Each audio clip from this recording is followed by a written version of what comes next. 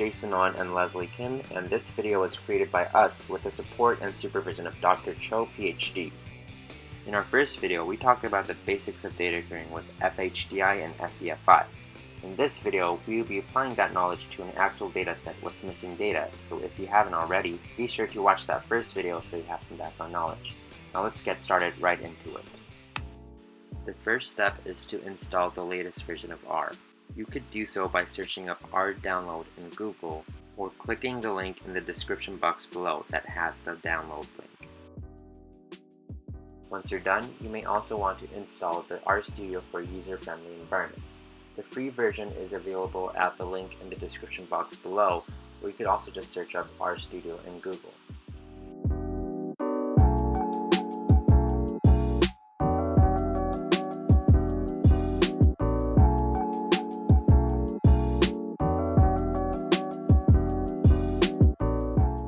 Once you're in the website, choose the correct version that works for your device, and you can download the free version of RStudio in your computer.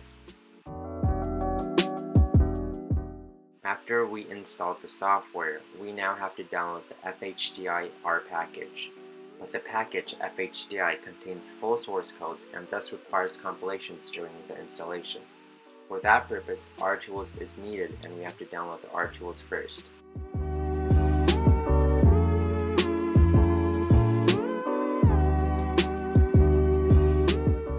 Once you get to this page, click on RTools 42 Installer, and you would be able to install the RTools.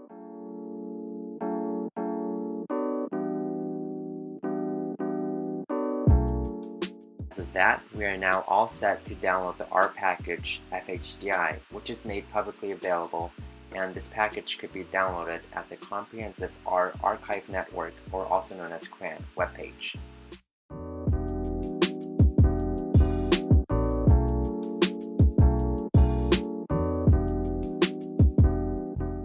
As we wait for this R package to download, let me talk about the references about the R package FHDI. This R package FHDI was created by In-Ho Cho and his team Jung-Ho Im and Chae-Kwang Kim in 2017. And the specific reference manual is also available at the link in the description box below.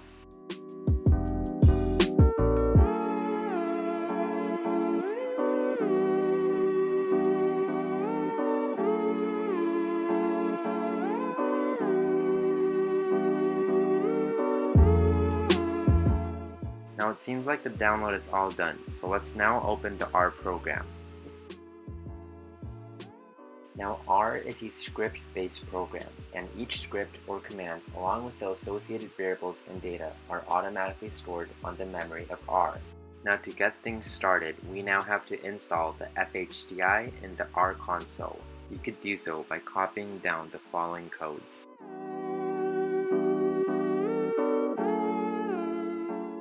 If something doesn't work, you may also try this code.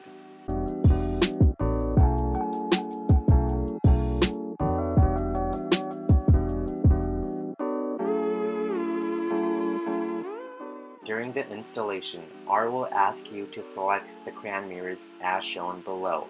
Select the nearest location. For instance, we selected USA, Iowa.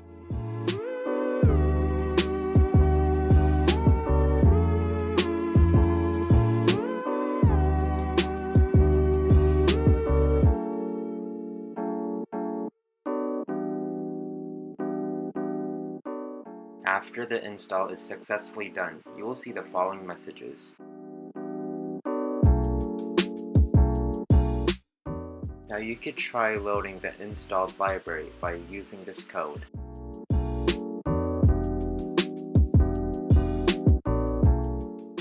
Now let's try the same process in RStudio.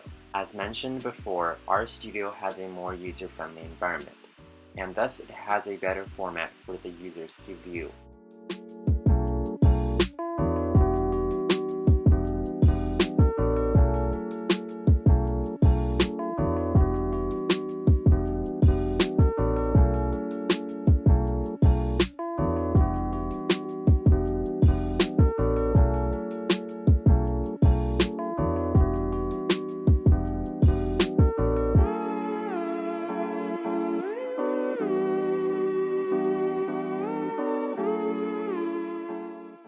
get used to this software, let's also try the toy examples of FHDI. There are 3 toy examples demonstrating how to use the 3 main functions of the FHDI, which are FHDI cellmake, FHDI cellprop, and FHDI driver. Let's see what happens if we enter down the code.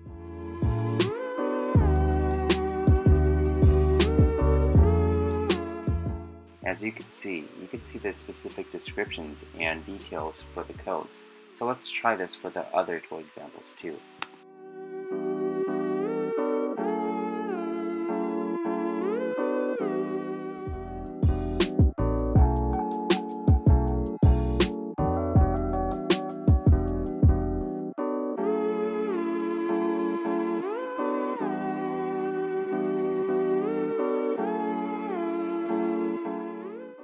There's also another example that you could try out. Try typing out example FHDI driver. After the main iteration, the FHDI will finish with the following message. Now, since we got used to this software, Leslie will talk about how we could apply this to a real-life application and use the FHDI packages to restore and cure the missing data.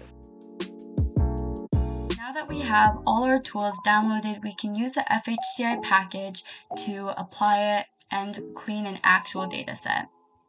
So what I have here in front of me is data of Ames houses. And this was a data set that was originally collected by Dean DeCock, and it had 75 variables with 1,400 rows. But we've created a simplified version, and both versions are going to be linked in the description box, so then you can apply the FHDI package and use an example to see how it works. So this dataset has just a couple of variables. It's a lot more synthesized, and we have just overall quality and condition, the year built, how big the houses are, and the bath and bedroom number. In addition, we have the sales price. So this is an ideal data set if you want to train maybe an algorithm to use these variables to determine how expensive a house is, or you want to see how these different variables affect housing prices. The problem is, as you can see, there's a lot of missing data. All these columns with an A and that are highlighted in red are showing that we don't have values for these cells.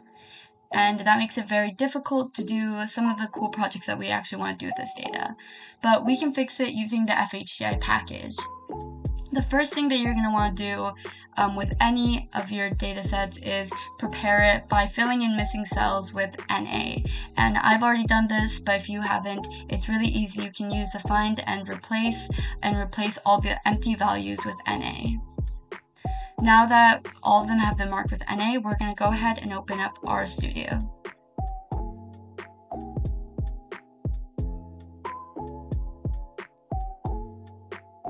Now the first thing that we're going to want to do is tell the computer where our data is. And so let's start by making a variable called dati_user.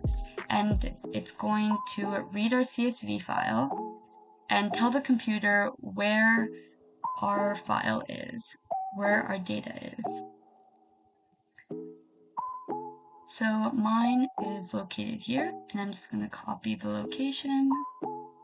Make sure that you turn all your backslashes into forward slashes.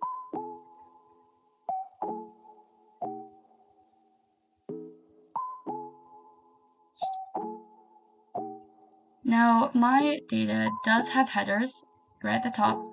But if yours doesn't, you can indicate that, or if yours does, you can also indicate that by saying header is equal to true or false. So now it's telling us what we have, 12 variables, 1,460 rows. And now what we want to do is actually apply the imputation and FHDI package so it can fill in all those missing values. And this is really simple. We can do this in one line. So let's create a variable, and I'm just going to call it FHDI2. But again, you can really call these variables whatever you want. And we're going to call the FHDI driver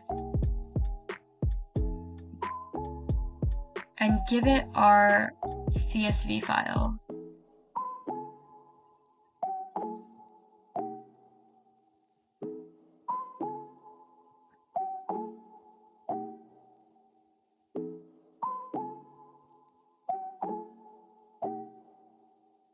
And just like that, it's going and finding all our missing values and imputing and then filling them in using a randomly selected amount of donors.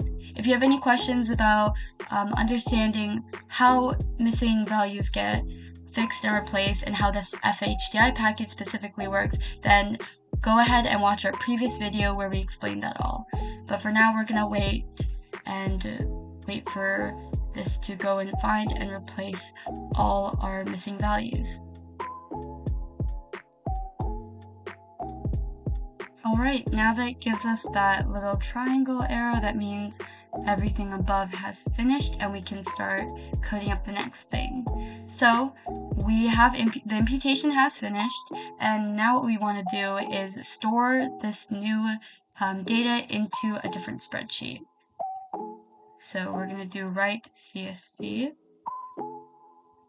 and take the results, which is that variable. And again, you can call these variables whatever you want, but just make sure that you know what it is. So this is storing the results.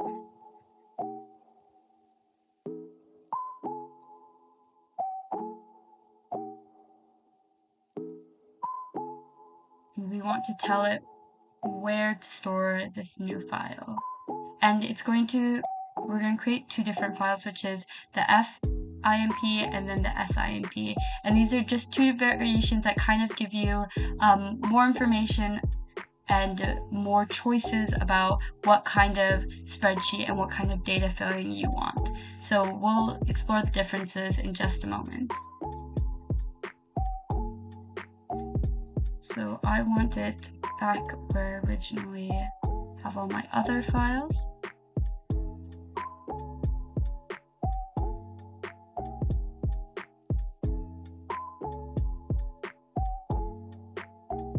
Real simple like that. And then we're going to do the same thing, but this time call it SIMP. And you can actually click the up arrow on your keyboard and it will copy whatever was just above it, and then we can go ahead and just change the F to this. And just like that, if I go into my files, I have two spreadsheets called FIMP and SIMP. And as you can see, all those values that we had before are all filled in. So we don't see any of those red or any of the NA values.